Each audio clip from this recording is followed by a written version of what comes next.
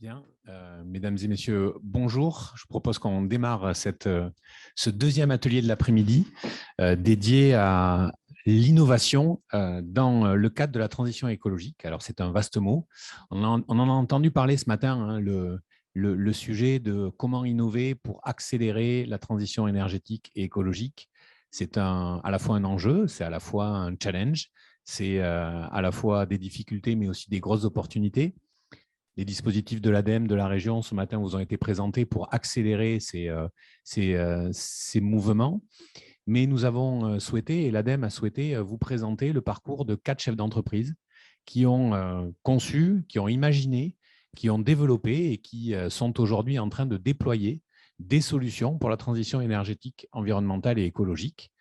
Et ces 4 chefs d'entreprise que, au nom de l'ADEME, je remercie pour leur témoignage et leur implication dans cette journée, vont vous partager un peu leur parcours de l'idée à la mise sur le marché de leur innovation, puisqu'on oublie souvent en général de présenter que en avance de phase et à l'origine de tout projet pour la transition énergétique, il y a une idée. Et en fait, on a voulu repartir de l'idée. Alors, je vais me présenter, je m'appelle, c'est très impoli, mais je dois le faire, hein. Je m'appelle Laurent Thierry, je travaille à ADI Nouvelle-Aquitaine, qui est l'agence de développement et d'innovation de la région Nouvelle-Aquitaine, pour laquelle je chapeaute le service transition énergétique et environnementale, qui aide justement les porteurs de projets en région Nouvelle-Aquitaine à mettre au point leur innovation et à trouver leur marché, en lien fort avec la région Nouvelle-Aquitaine, mais aussi en partenariat avec l'ADEME depuis de nombreuses années. Et j'ai à côté de moi Johan, mais je vais te laisser peut-être te présenter. Bien, merci, bonjour à tous d'être présents aujourd'hui. Donc, on a quelques participants en distanciel et évidemment forcément aussi en présentiel. Petit point du coup pour l'organisation, notamment pour les participants en distanciel. Vous pourrez poser les questions au fur et à mesure donc dans l'espace commentaire de Zoom. N'hésitez pas, on essaiera au fur et à mesure de répondre à ces questions. Voilà, merci encore une fois et bonne présentation. Alors, nous allons commencer notre voyage parmi les projets d'innovation. Donc, peut-être en donnant la parole à Anne Reboux, qui est donc en distanciel, qui va vous présenter évidemment la société donc RBX Création. Et la première partie vous allez voir, de ces présentations sont consacrées évidemment à la présentation des entreprises, mais aussi à comment est née l'idée en fait de cette innovation. Donc, Anne, je vous laisse la main pour commencer le tour de piste de ces idées. Oui, bonjour à tous. Merci pour cette introduction. Donc, je suis Anne Reboux, cofondatrice de l'entreprise RBX Création qu'on a créée en 2016, qui est basée à Neuillac en Charente-Maritime. Et notre activité principale est le développement de matériaux innovants, écologiques, principalement à partir de chanvre et pour applications textiles sous notre nom de marque Irony. Donc, pour vous expliquer un petit peu comment on en est arrivé là, moi, j'étais consultante en gestion de projet, data, donc rien à voir avec le textile ou le chanvre. Et l'idée est vraiment venue de mon frère et associé Charles, qui lui est podologue de formation. Et c'est justement la chaussure qui l'a amené aux matériaux, puisque dans une chaussure, il y a différents matériaux qui sont utilisés. Et en allant dans un certain nombre d'usines et de salons en Europe et en Asie, il s'est rendu compte, sans conviction écologique à la base, mais vraiment de l'impact négatif des matériaux utilisés dans le textile à aujourd'hui sur l'environnement. C'est vrai que pour plus de 60% des fibres textiles dans le monde, ce sont des fibres qui sont dérivées de la pétrochimie. Donc, en premier lieu, le polyester, et puis pour près d'un quart, le coton industriel, très consommateur d'eau et d'intrants chimiques. Donc, ce constat l'a amené à chercher des alternatives, donc des matières qui aient moins d'impact sur l'environnement, comme le lin, l'ortie, le chanvre ou le liège, et à créer une marque de produits finis qui s'appelle Gorfou pour mettre en valeur ces matériaux au travers de vêtements, d'accessoires, etc. Et il y a une plante en particulier qui a retenu notre attention, c'est le chanvre, puisque le chanvre pousse vite, généralement sans irrigation ni intrants chimiques, puisque c'est une plante très résistante, donc qui est vraiment intéressante pour développer aussi la résilience. C'est une plante qui a un fort pouvoir de captation de carbone, qui abrite de la biodiversité, qui a une très bonne tête de rotation des cultures et qui apporte aussi des ressources alimentaires au travers de ses graines, riches en huile, en oméga 3, en protéines. Donc le chanvre, une ressource écologique et en plus locale, puisque la France est le premier producteur d'Europe. Et donc, en fait, on s'est dit pourquoi est-ce qu'on n'utiliserait pas plus de chanvre dans le textile. Et le projet Ironie, il est vraiment né de cette volonté de lever les freins qui existent aujourd'hui sur l'application textile du chanvre, aussi bien sur la partie amont agricole que sur la partie aval de transformation textile. Et sachant qu'en développant ces nouvelles matières, on peut aussi répondre aux besoins croissants de matières à faible impact qu'ont les marques pour l'éco-conception de leurs produits. Voilà un peu l'historique. Une histoire un peu familiale pour vous et une idée familiale, et on verra comment vous l'avez mis en place dans la deuxième partie de votre intervention. Pour vous, Cellulose, c'est une autre histoire, c'est un autre produit, mais c'est aussi une rencontre, je crois. Bonjour, Jean-Michel Gilibert, donc je suis cofondateur de la société Cellulose. Je dis cofondateur parce que l'autre fondateur est l'homme du produit, c'est lui qui a inventé en fait la technologie sur laquelle repose notre innovation. En fait, on fabrique des éléments, un matériau de construction à partir d'éléments exclusivement biosourcés. Donc, on va fabriquer des tuiles, puisque c'est le premier secteur auquel on va s'intéresser. Des tuiles destinées donc à couvrir un certain nombre de toitures, tuiles fabriquées à partir de cellulose, de la cellulose qu'on va récupérer dans les vieux cartons, les vieux papiers, et qu'on va mélanger avec des résines végétales, avec un procédé un peu disruptif et qui fait l'objet évidemment de brevets. Donc, c'est une technologie complètement innovante et qui permet d'obtenir un matériau de construction. Donc, j'en avais un exemple ici. Qui a plusieurs particularités. La première, c'est que c'est super léger, donc ça s'installe hyper facilement. Ça remplit évidemment son contrat de base. Une toiture, c'est censé protéger de façon durable une habitation. Et puis, un autre avantage de ce produit-là, c'est que c'est une technologie de moulage. Donc, on peut donner au produit la forme qu'on veut, c'est-à-dire imiter, comme c'est le cas ici, du bac acier, mais demain de la tuile, et donc remplacer tous les matériaux qui sont utilisés aujourd'hui pour la toiture. Voilà. Et donc, en fait, François, mon associé, a bossé pendant une vingtaine d'années dans l'univers de la construction. Il a fréquenté pas mal de sociétés dans cet univers-là. Il a touché du doigt la problématique environnementale. En matière de toiture, on pose chaque jour dans le monde 22 millions de mètres carrés. Donc, vous voyez, c'est un chiffre absolument astronomique. Le problème, c'est que ces 22 millions de mètres carrés, on les pose avec du métal, avec de la tuile, avec du bitume aux États-Unis, avec un certain nombre de matériaux qui ont 3 impacts particulièrement négatifs sur l'environnement. 1, ils utilisent des ressources naturelles non renouvelables. 2, les procédés de fabrication sont super énergivores. Vous allez visiter une usine de tuiles, vous verrez que c'est assez astronomique. Et puis 3, parce que ces produits-là sont en fin de vie, écoutez, on n'a pas beaucoup de solutions, à part peut-être pour le métal, pour les recycler. Donc nous, on a effectivement, on va aux antipodes de cet état des choses. Et en fait, on s'est rencontré avec François, donc lui venant de la toiture et ayant conscience de ces problèmes environnementaux, et moi ayant plutôt un parcours on va dire de militant pour l'environnement. Et on s'est rencontrés il y a 3 ans. Et on est devenu. Moi, j'étais dans un jury qui était censé évaluer des startups. Il était celui qui venait présenter effectivement sa solution. J'étais conquis par le projet. On est devenus amis et on a lancé Cellulose. Voilà l'histoire. Eh bien, écoutez, belle histoire, rencontre et qui aujourd'hui trouve son marché, mais on le verra un peu plus tard dans le déroulé de l'après-midi. Alban Bergeras, Energy Box, je crois qu'on peut aussi avoir des idées en voiture, si j'ai bien compris. C'est ça, exactement. Donc, je me présente, donc Alban Bergeras, je suis cofondateur de la société Energy Box. On existe depuis novembre 2019, ça fait bientôt 2 ans. Donc, effectivement, l'idée est née chez mon associé qui a traversé un jour la France pour aller prendre un ferry entre Bordeaux et Marseille. Et il a fait ça de nuit. Et puis, il s'est aperçu que pendant toute sa traversée, la plupart des villes et villages qu'il traversait étaient éclairés alors qu'il n'y avait plus personne dehors. Et donc, de là est née finalement la volonté de vouloir optimiser cet éclairage. Et on est parti finalement de technologies assez récentes. Notamment, on achète en fait aux opérateurs téléphoniques des flux de population. Alors, qu'est-ce que c'est que des flux de population? Ce sont des données de fréquentation d'une zone, et cela en fait par rapport aux téléphones portables qui vont borner sur des antennes.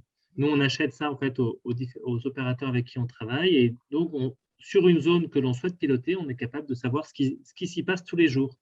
Et on se rend compte qu'il y a une certaine saisonnalité. On se rend bien compte qu'effectivement, un lundi souvent ressemble à un lundi hors vacances scolaires, par exemple, etc. Donc, ça nous permet, via l'intelligence artificielle, en fait, donc on appelle du machine learning, de pouvoir déterminer finalement les meilleurs programmes d'éclairage. Et ce programme, en fait, est ajusté au jour le jour, puisque tous les jours, on achète ces données et on vient affiner finalement chaque jour la fréquentation. En fait, ce qu'il faut bien comprendre, c'est que on n'a pas besoin de faire de gros travaux de voirie, etc. On installe un petit boîtier dans le lampadaire et ça permet de prendre à distance via ce qu'on appelle l'aura à l'intérieur des objets, le contrôle des lampadaires et de faire finalement d'éclairer ou non en fonction de cette fréquentation que l'on aura déterminée. L'enjeu vraiment, c'est de pouvoir optimiser au plus juste et de pouvoir partager finalement entre la fréquentation le citoyen en mobilité qui a souvent besoin de cet éclairage et finalement la faune et la flore qui, lorsqu'il n'y a plus personne, ce serait bien de leur laisser la place. Voilà, c'est vraiment ça l'enjeu, d'optimiser l'éclairage public et donc de diminuer aussi les coûts pour les collectivités territoriales. Et merci. On va finir ce tour de présentation des différents industriels et des différentes idées par Guillaume Prader de la société Éclore. Vous, c'est plutôt, je crois, une évolution produit en fait, qui vous amène à présenter quelque chose aujourd'hui. Oui, bonjour à tous, tout à fait. Du coup, la société Éclore est une société qui… Je ne sais pas si vous m'entendez bien. Vous entend. Ok, très bien. La société Éclore est une société qui a été créée en 2005, qui est située à côté de Niort, et qui a été créée par François Gibert, le créateur de la société, qui avait eu vocation en fait, à développer un petit peu des solutions solaires, que ce soit pour le chauffage d'eau chaude et la production d'électricité, à une époque où on était encore au début, on va dire, des questions solaires. Depuis, la société a continué de croître et la direction actuelle, dont je suis le représentant parce que le directeur technique n'était pas disponible aujourd'hui,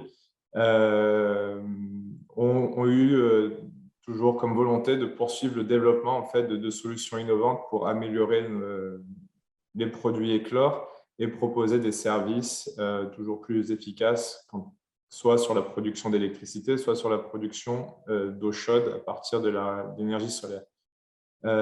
Tout ça, ça nous a amené dans les années 2010 à développer en fait, et à faire de la recherche, à développer des produits sous la marque Éclore, issus de plusieurs années de développement qui ont abouti derrière à des dépôts de brevets pour pouvoir accompagner notre clientèle, donc des installateurs professionnels, sur des solutions à la fois robustes dans le temps et efficaces en termes énergétiques pour pouvoir solutionner les questions de décarbonation de notre monde, tout simplement.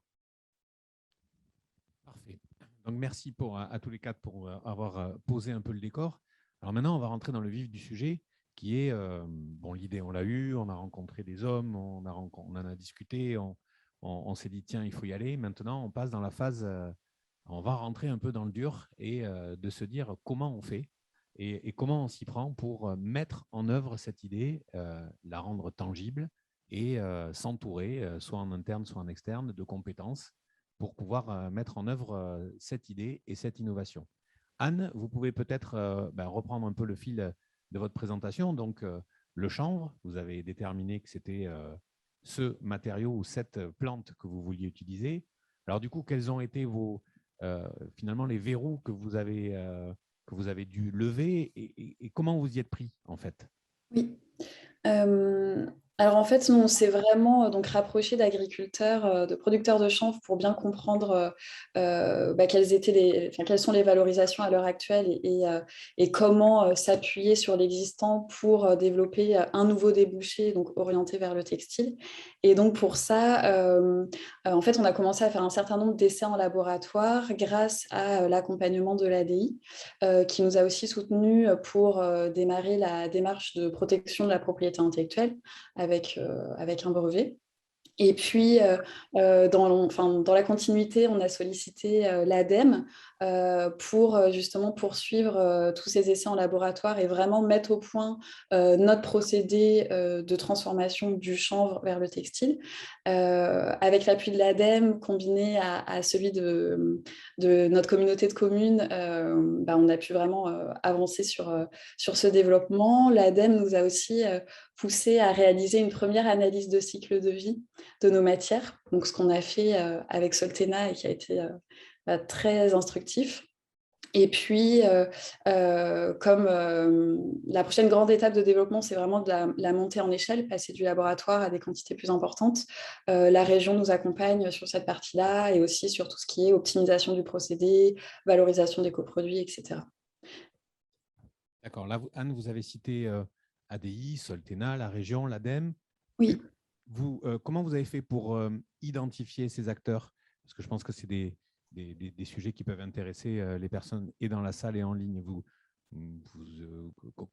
Comment s'est organisé le porté à votre connaissance de tout ça? C'est du réseau, c'est vrai que c'est des rencontres qui petit à petit nous amènent vers les bonnes structures et on voit qu'en fonction du stade de développement, il va y avoir des dispositifs qui sont adaptés à telle ou telle étape. Donc, par exemple, les prestations tremplin innovation de l'ADI nous ont été très utiles pour ces premiers travaux de laboratoire, pour donc entamer la démarche de protection de l'API. Ensuite, avec l'ADEME, tout ce qui est projet RDI, ça nous a, pareil, fait passer vraiment un cap dans notre développement. Donc, je dirais que c'est petit à petit. En plus, les structures sont généralement liées les unes aux autres. Donc, on passe rapidement, ou assez facilement, on va dire, de l'une à l'autre. Et donc, c'est aussi ce qu'on espère pour la suite, continuer comme ça à s'appuyer sur les bons dispositifs au bon moment. Et donc, l'effet réseau. Une fois qu'on rentre dans le réseau, finalement, tout est assez maillé. Vous, Célose, pareil, l'idée de mettre une tuile, bon, on y va, des nouveaux matériaux. Vous vous retrouvez dans le discours de… Oui, tout à fait. Je ne vais pas retenir les propos d'Anne, mais bon, nous, pour la mise au point du produit, on a fait appel à un certain nombre de laboratoires en France, donc ça a pris 3 ans. On a travaillé aussi pas mal avec le CTP, Centre technique du papier, Grenoble. Grenoble, c'est la cellulose vallée, donc il y a énormément de laboratoires experts en matière de travail de la cellulose. Donc ça, c'est pour la mise au point du produit. Et ensuite, évidemment, il a fallu aller de l'avant. Donc, je rejoins ce que disait Anne, c'est réseau, réseau et réseau. Donc, nous, on a été, et ça nous a beaucoup aidé, intégrés dans un certain nombre d'incubateurs, alors que ce soit des incubateurs spécialisés construction, comme Impulse par Terre, par exemple, ou bien on a aussi été incubé à Poitiers. Donc là, la mise en relation avec, parce qu'on est basé à Chasseneuil, je ne l'ai pas dit tout à l'heure, Chasseneuil du Poitou. Là aussi, la CEI a été pour nous une opportunité incroyable de tisser un tissu dans la région. On a été mis en contact aussi parce que pour nous, c'était indispensable pour pouvoir avancer avec des gens susceptibles de nous financer. On a fait une première levée de fonds début 2020. Et cette levée de fonds, elle a été permise par la région Aquitaine, qui est un de nos actionnaires, un Coty, le fonds d'investissement régional. On a aussi un autre actionnaire qui est SOE un fonds participatif, et puis quelques business angels. Et donc, on a pitché, on a cherché des fonds, et le fait de chercher des fonds, c'est aussi une opportunité de rencontrer d'autres startups, parce que vous êtes là devant des business angels à pitcher, vous êtes 15 startups, et ça aussi, ça tisse des liens, parce que dans nos malheurs respectifs, on change, on se donne des tuyaux, on se donne des informations, et ça aussi, ça permet d'avancer, ça permet d'identifier des gens qu'on n'avait pas forcément identifiés de prime abord. Voilà, donc le réseau, les laboratoires, les incubateurs, les fonds d'investissement, et puis ensuite on en arrive à des choses un peu plus importantes. On travaille avec l'ADEME, on a fait énormément de concours. Ça aussi, c'est un moyen pour nous qui a été un moyen important de trouver des financements. On a vraiment, je veux dire, chaque concours, c'est 20 000 euros, 30 000 euros, 50 000 euros. Bon, alors on était des bêtes à concours, hein, mais ça aussi, c'est un moyen effectivement de rencontrer des gens, de faire connaître notre solution, et puis aussi de gagner quelques sous, quoi, parce qu'effectivement, le nerf de la guerre, hein, quand on est dans les baskets qui sont les miennes, c'est comment on va financer notre développement. Voilà. Anne parlait de pays, propriété intellectuelle. Ça a été un sujet très vite pour vous aussi? C'était un sujet hyper compliqué, le sujet des brevets, parce qu'effectivement, on s'est posé des questions, mais ça coûte une fortune, il faut le savoir. Je veux dire, quand on veut, notre ambition au début c'était de dire, mais on a l'ambition de couvrir les toits du monde, donc allons-y gaiement. Hein.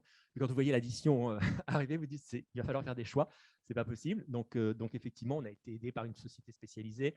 Et en fait, on a déposé nos brevets dans, on va dire, une dizaine de pays, ce qui pour nous ont le plus de potentiel demain. Il a fallu faire des choix, mais là aussi, ça n'a pas été simple. Et c'est aussi une opération qui coûte très cher. Et c'est assez compliqué, donc il vaut mieux s'entourer d'experts sur ce domaine-là parce que ça ne s'improvise pas vraiment. Mais qui est à considérer très vite dans tout développement de projet pour se couvrir, se prémunir, etc. Oui, c'est clair. Et ça fait aussi partie des éléments capitaux qu'un investisseur va regarder quand il va vouloir investir dans votre boîte. Si effectivement vous avez déjà des brevets solides, forcément, ça donne une valorisation à votre entreprise qui est supérieure à ce qu'elle aurait s'il n'y avait pas de brevet, quoi. Alban, vous de votre côté, donc là, on est plus sur des solutions logicielles. On vient de voir 2 innovations produits et dont on parlera ensuite sur leur déploiement. Vous êtes plus sur une innovation logicielle. Vous avez suivi le même parcours que vos 2 confrères? Alors oui, effectivement, moi l'idée, alors effectivement, on a une évolution logicielle et on a aussi toute une partie hardware sur laquelle on a dû travailler, notre fameux module connecté que l'on installe dans le lampadaire. Mais effectivement, en fait, on a commencé à… En fait, l'idée, c'est on a frappé à toutes les portes, hein, et puis on s'est fait connaître déjà à la région, à la BPI, et puis à l'ADEME. Là. Et d'ailleurs, je vois que M. Fortune est ici, et c'est la personne avec qui on a discuté. Et puis, on a aussi adhéré à l'Unitech. Donc, l'Unitech nous a aussi permis d'un peu diriger nos recherches de fonds, de subventions. Donc, on a commencé par l'ADI avec une PTI, puis ensuite, on a travaillé avec la bourse French Tech, et puis on a travaillé aussi avec l'ADEME sur un projet RDI, etc., qui nous a permis de bien avancer sur cette fameuse solution logicielle. Et on est toujours dans cette recherche un peu de subventions, parce que travaillant avec les collectivités territoriales, ça nous permet aussi de créer des liens et de travailler avec des agences publiques permet aussi d'avoir certaines relations. C'est important pour nous. Et puis d'un autre côté, on a aussi travaillé sur le brevet et c'est vrai que c'est quelque chose qui au début coûte très cher et qui est certes valorisant dans l'entreprise, mais ça nécessite des fonds, puis du temps et puis du travail. Et dernièrement, effectivement, on est plutôt actuellement dans une levée de fonds pour essayer de concrétiser notre démarche afin d'aller plus vite. Parce qu'au-delà d'un brevet, c'est important, le brevet, je le concède facilement, mais derrière, on sait très bien que ça nous protège que très peu d'années finalement par rapport à la vitesse à laquelle va le marché des technologies. Donc, notre enjeu, c'est vraiment de garder un mouvement perpétuel et donc de nous faire accompagner, d'avoir ce principe de mouvement sur l'innovation. Voilà. Bon, quand on a, selon votre expérience, quand on a des verrous technologiques à lever, se pose la question peut-être de le faire en interne ou en externe.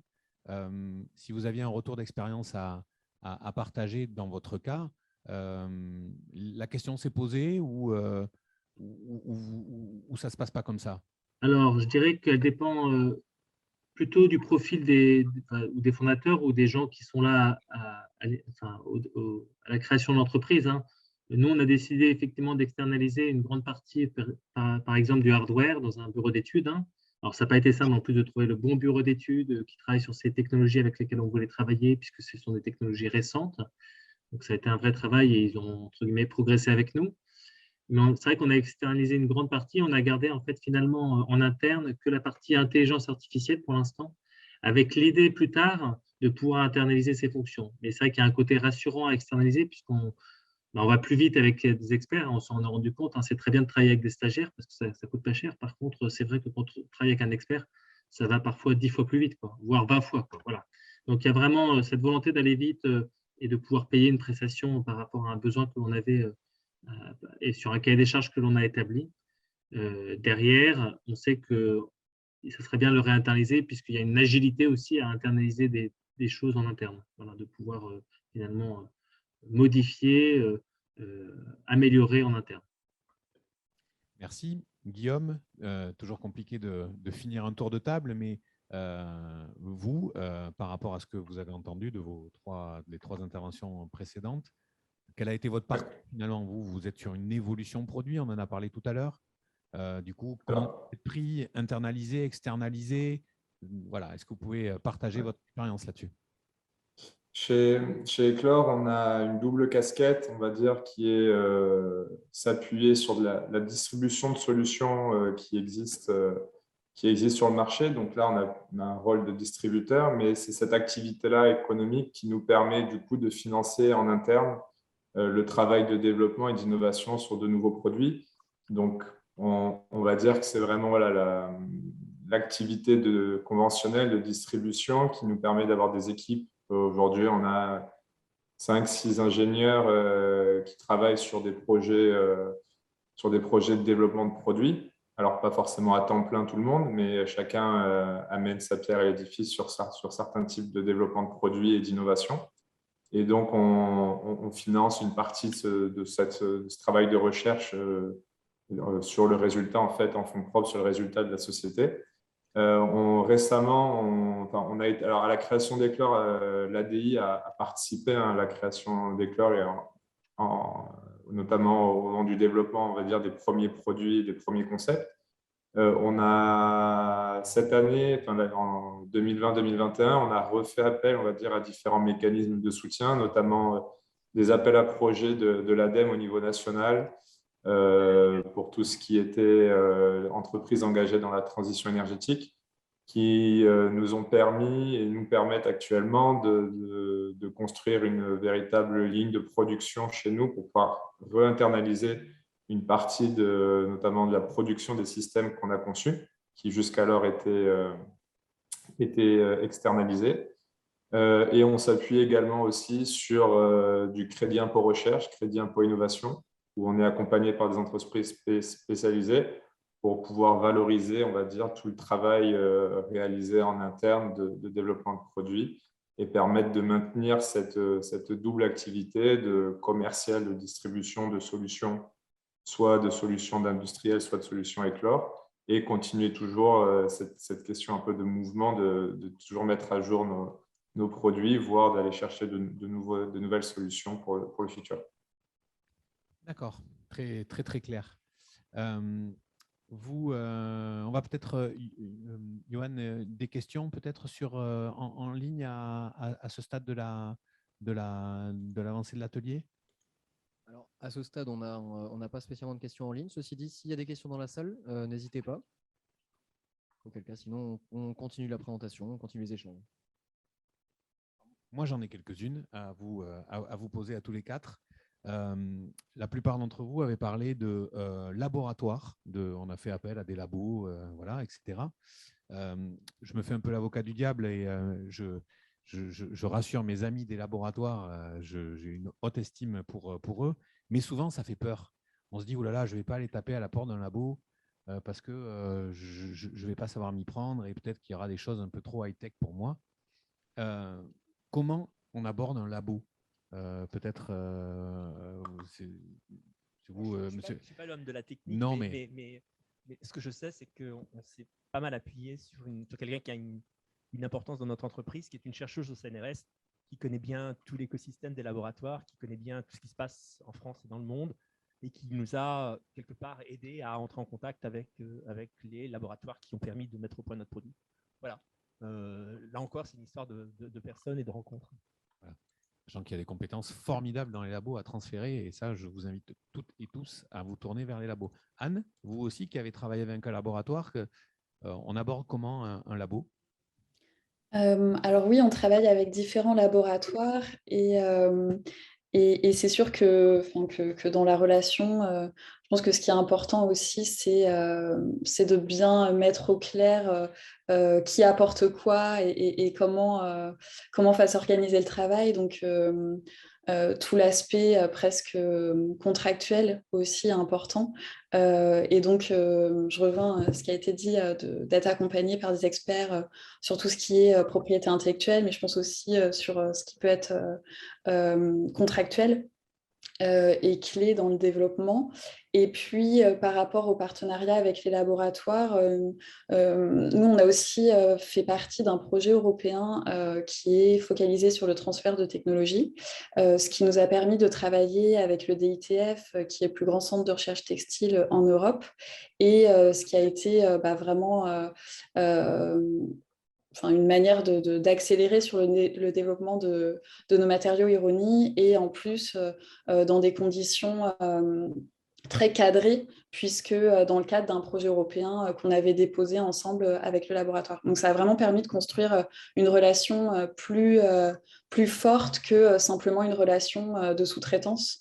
Donc je pense que c'est aussi vraiment intéressant ce type de programme dans les partenariats technologiques. Alban, Guillaume, vous voulez rajouter quelque chose sur ce point de comment on se tourne vers les offreurs de technologie? Nous, aujourd'hui, par exemple, on développe un nouveau projet pour la production de systèmes de chauffage de maisons avec l'énergie solaire thermique. Et on est en phase de négociation justement avec des laboratoires pour pouvoir réaliser des tests dans des conditions qui, malgré on a de la ressource en interne en termes de bancs d'essai et on va dire de mise en pratique de nos produits, mais on n'a pas forcément les équipements qui nous permettraient de tester de façon accélérée avec une vision, en faisant varier plein de paramètres en une seule fois, chose que certains laboratoires, notamment l'INES et le CEA, peuvent avoir. Donc, c'est des ressources qui vont venir nous permettre de valider en fait, des performances avant une introduction sur le marché ou parallèlement à une introduction sur le marché pour pouvoir tester un produit dans plein de conditions différentes. Merci Alban. Alors, moi, je rajouterais juste quelque chose. En fait, effectivement, comment prendre contact, etc. Nous, on a, ou en faisant finalement aussi du porte-à-porte ou par réseau. En fait, c'est là où le réseau est important aussi parce que ça permet d'avoir des retours d'expérience. Et puis d'en rencontrer plusieurs, même au stade du démarrage, c'est important. Ça permet de confronter des idées et finalement de consolider un peu ce que l'on cherche à faire hein, dans la recherche du besoin. Rien qu'en discutant, on peut récupérer des inputs, hein, je n'ai pas trop le mot en anglais, mais voilà, vraiment des choses qui nous permettront de construire notre besoin de manière beaucoup plus formelle. D'accord. Donc, vous attestez tous les quatre de l'importance de vous tourner vers un écosystème technologique et des labos. Il y en a beaucoup en Nouvelle-Aquitaine. Et donc, du coup, n'hésitez pas. Ça, c'est un message plus personnel, mais allez-y. Alors, on va prendre 2 questions. Vous allez me les dire. Je vais les dire au micro pour les gens qui sont en ligne, si vous voulez bien.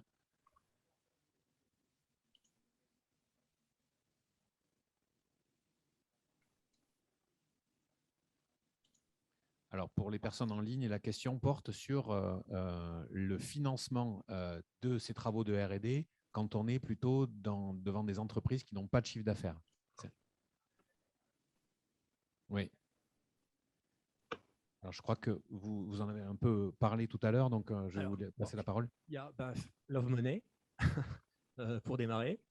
Et puis un certain nombre de concours qu'on a gagnés, j'en parlais tout à l'heure. C'est important de se faire connaître certains concours ont, je dirais, à la clé une subvention, donc on prend. Et puis on a démarré assez vite nous le processus de levée de fonds.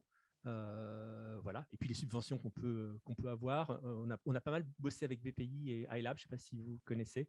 Donc on a aussi eu des subventions par cet intermédiaire-là qui nous ont permis de développer le produit, de payer les laboratoires, effectivement. D'autres témoignages ouais, on va peut-être prendre d'autres témoignages. Anne, Alban, Guillaume, sur cette question du financement quand on n'a pas finalement de fonds propres pour déployer sa propre R&D. Peut-être pour compléter, oui, tout ce qui est dispositif de subvention, crédit d'impôt, et puis nous aussi, on a essayé de développer en parallèle un peu de prestations quand même, qui montrent aussi qu'on a de l'expertise sur les thématiques. Donc, nous, par exemple, autour du chanvre, et ce qui permet de montrer aux financeurs voilà, qu'on est compétent sur le sujet tout en amenant des fonds privés. Merci. On va prendre une autre question de la salle, donc je vais m'en faire le porte-parole.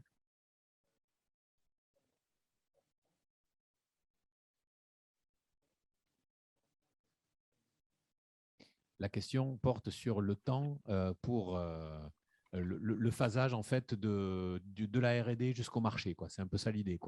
Alors, on va arriver sur la troisième partie de la présentation, ça tombe bien. En ce qui nous concerne, la mise au point du produit, trouver l'innovation, trouver les matériaux et la technologie qu'il y avait autour du matériau, ça a pris à François de bonnes années, je dirais, avec le laboratoire, à travailler en permanence avec eux.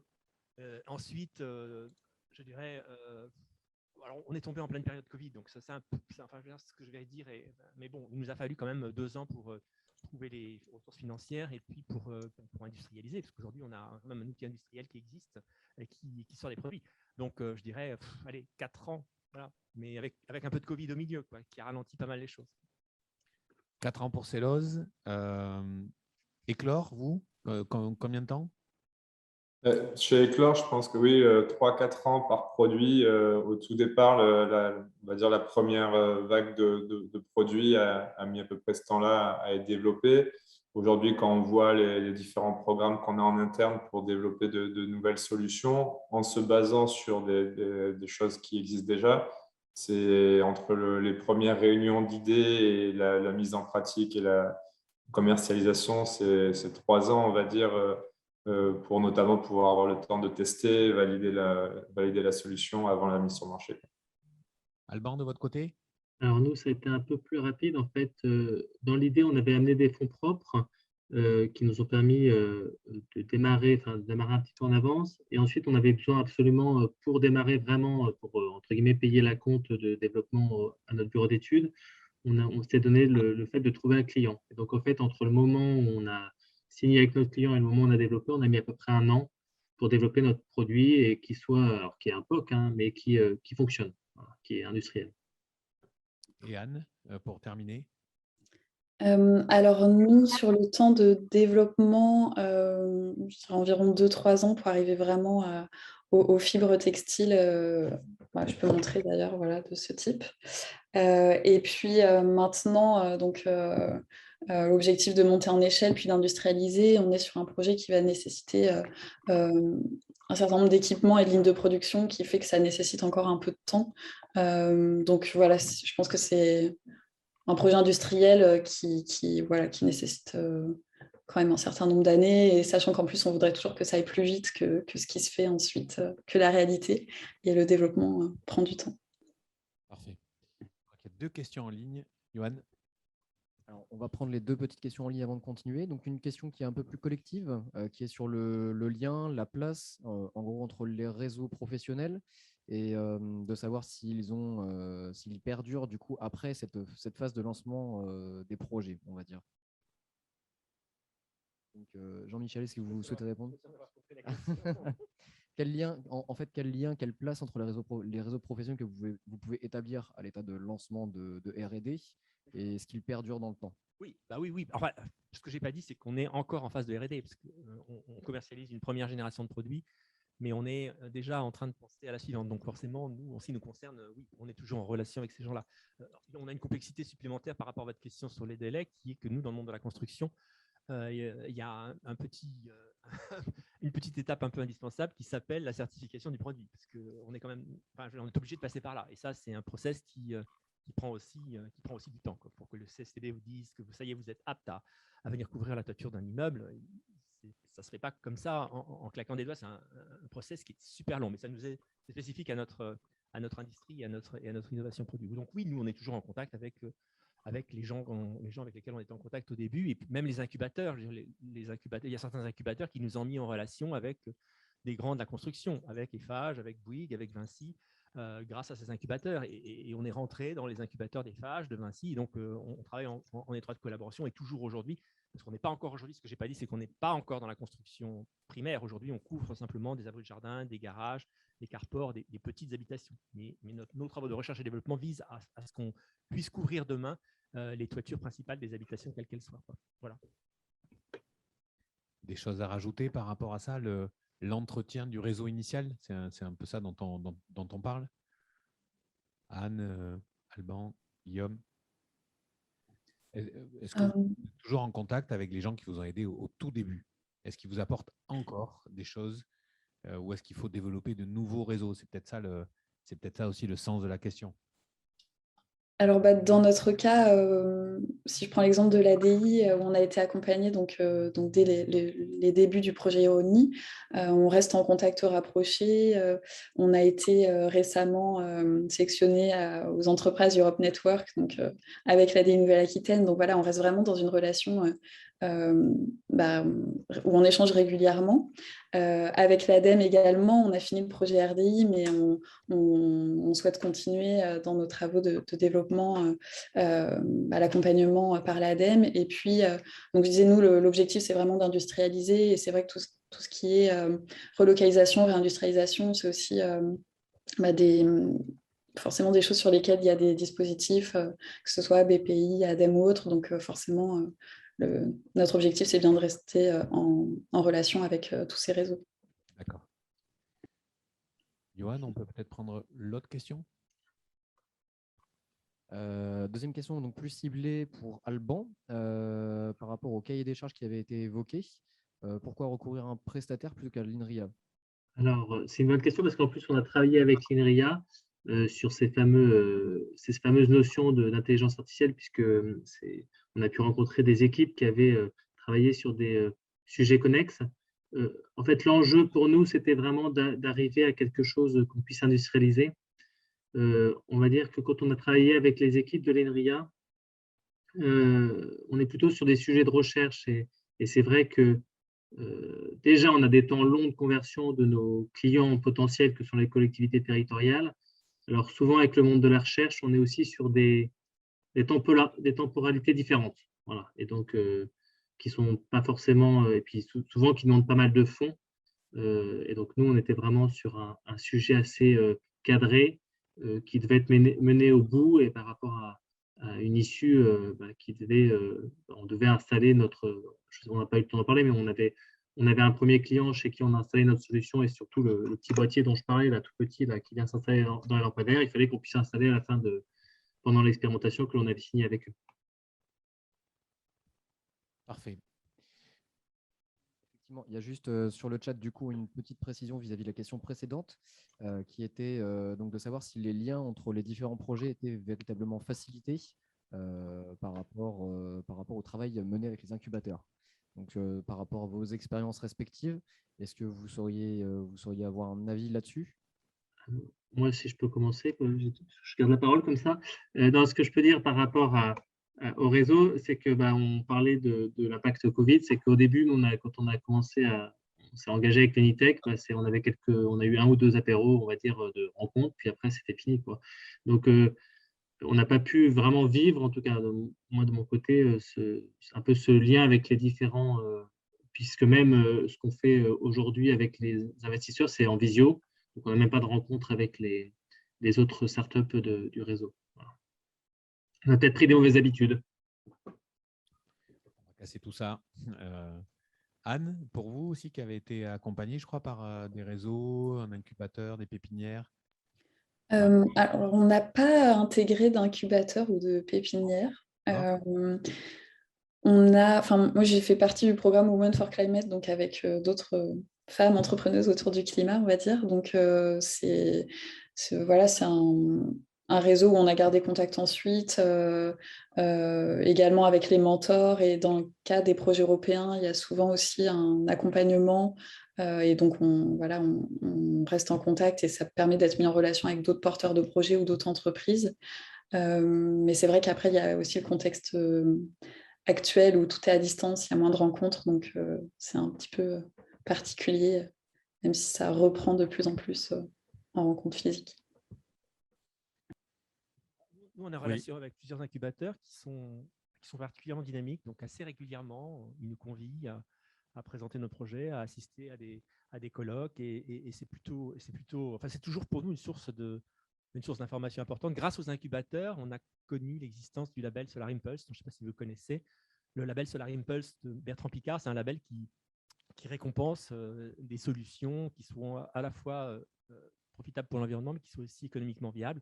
Donc, on a eu connaissance de ce label il y a 1 an et demi grâce à un incubateur. On a participé effectivement au processus très sélectif de Solar Impulse et on est, depuis le début de cette année, on est une solution labellisée Solar Impulse. Donc, ça, vous voyez, c'est une histoire de réaction en chaîne, quoi, et de relations qui se créent par l'intermédiaire. Les incubateurs, ceux en tout cas avec lesquels on travaille, sont vraiment très dynamiques et nous ont permis de rencontrer plein de gens intéressants. Alors, tant que vous avez le micro, je vais continuer à vous poser une question. On a regardé un peu derrière nous sur la grosse partie de cet atelier et vous avez passé tous les steps. On a compris 4 ans, mais vous êtes là, vous êtes aux portes du marché. Alors, ça n'a pas été qu'une partie de plaisir. Ça n'a pas été une partie de plaisir, mais vous êtes arrivé. On a entendu le réseau, les labos, le support, etc. Donc, ça vous donne des clés à vous qui avez des idées et des projets, les soutiens financiers de l'ADEME, des incubateurs, des pépinières. Donc, tout ça, ça vous donne des clés. Maintenant, projetons-nous un peu. Pour Celos, c'est quoi les étapes d'après et vous allez vers où, en gros? Alors, je mentionnais tout à l'heure une levée de fonds qui nous a permis d'industrialiser le produit. Et donc, on a maintenant une entité à côté de Chasseneuil qui fabrique du cellulose, des produits en cellulose. La première génération de produits, je le disais tout à l'heure, elle est destinée à la couverture secondaire, d'habitation secondaire, donc les abris de jardin, les abris vélos, les garages. On commercialise nos produits depuis avril de cette année. On a démarré la commercialisation et on a 3 types de clientèle. On a les grandes surfaces de bricolage. Donc, on travaille avec, pas la plus petite d'entre eux, on travaille avec Leroy Merlin. On est dans une centaine de magasins Leroy Merlin. C'est du B2B2C. On vend Leroy Merlin qui va vendre aux consommateurs désireux de transformer la toiture de son abri de jardin ou de construire une niche dans son jardin. Enfin bon, bref, tous les usages sont permis. Donc, c'est le premier type de clientèle. On travaille aussi avec des fabricants d'abris de jardin ou des fabricants de mobil-home. Et on propose nos produits, c'est du B2B, donc utiliser nos produits plutôt que du bac acier ou des produits bitumineux qui polluent la planète. Ça, c'est la deuxième typologie de clientèle. Et puis, troisième typologie de clientèle, et là, on prépare un peu l'avenir, c'est les collectivités et c'est les grosses entreprises. On travaille avec la mairie de Paris, on travaille avec la mairie de Poitiers, parce que ces mairies ont décidé de construire des abris vélos, figurez-vous. Et donc, effectivement, un abri vélo, il faut bien abriter les vélos, donc on utilise des éléments de toiture, tuile-up de cellulose.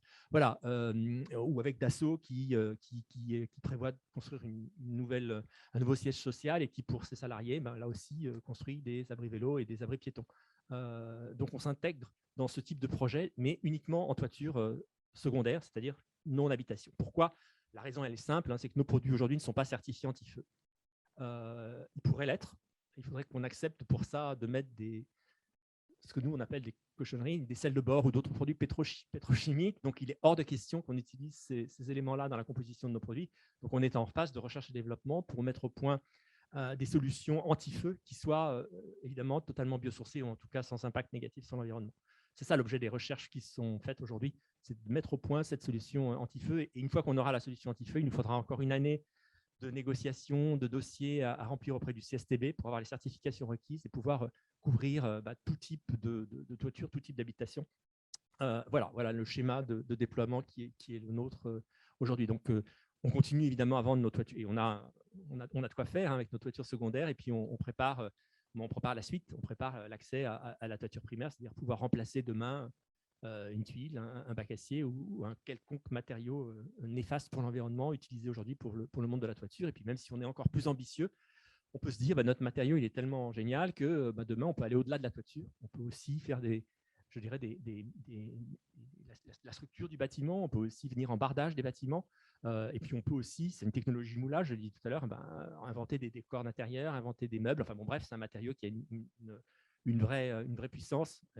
On utilise la cellulose des cartons, je le disais tout à l'heure, mais on peut aussi utiliser la cellulose de déchets agricoles. Enfin, voilà, la cellulose, c'est quand même en termes de matériaux renouvelables et abondants sur la planète, c'est quand même un élément riche, qui permet de prévoir plein de choses. Donc, commerce, industrialisation, R&D et plein de nouvelles idées encore. Donc, on va se revoir, j'imagine, souvent. Anne, pour vous, le futur, court, moyen terme, c'est quoi pour RBX Création ?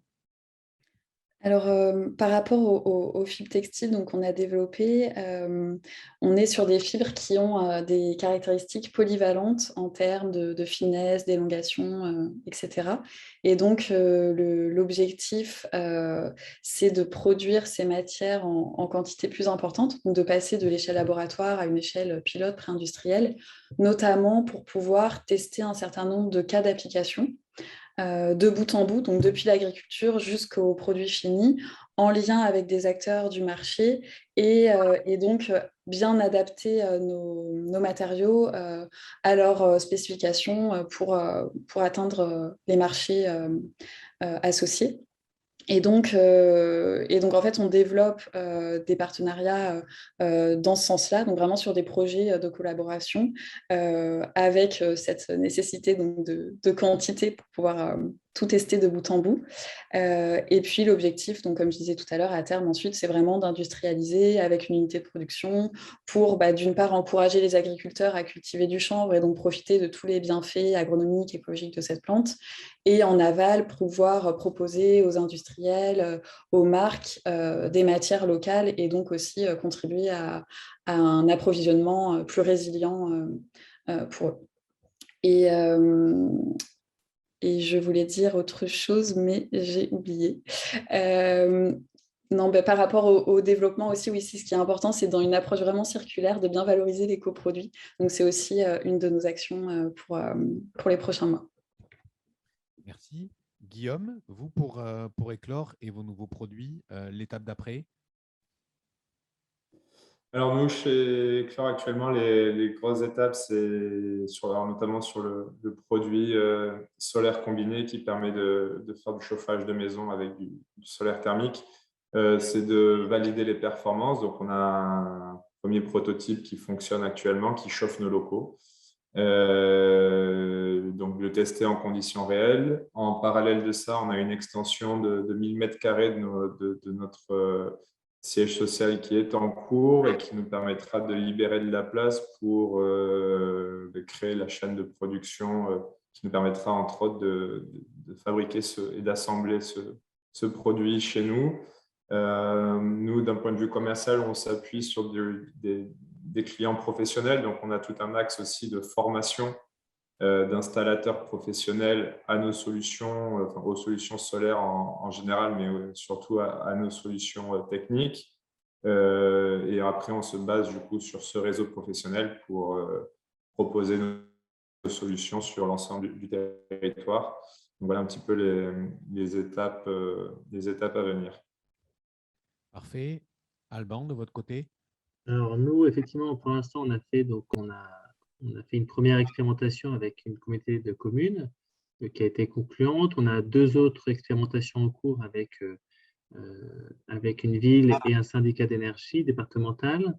Notre enjeu dans les mois qui viennent, c'est d'arriver à consolider toute notre partie software, finalement, d'arriver à intégrer, en plus des données de flux de population des opérateurs téléphoniques, d'autres données de contexte.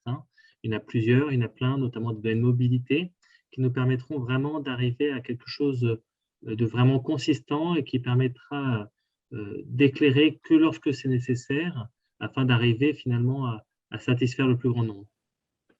Et pour ça, effectivement, on va s'appuyer sur plutôt des labos de recherche comme l'INRIA, dont je parlais tout à l'heure. Alors, on le voit tous les quatre, vous parlez tous les quatre d'expérimentation. Là, c'est alors peut-être vous un tout petit peu moins, mais en tout cas, vous trois en ligne, beaucoup.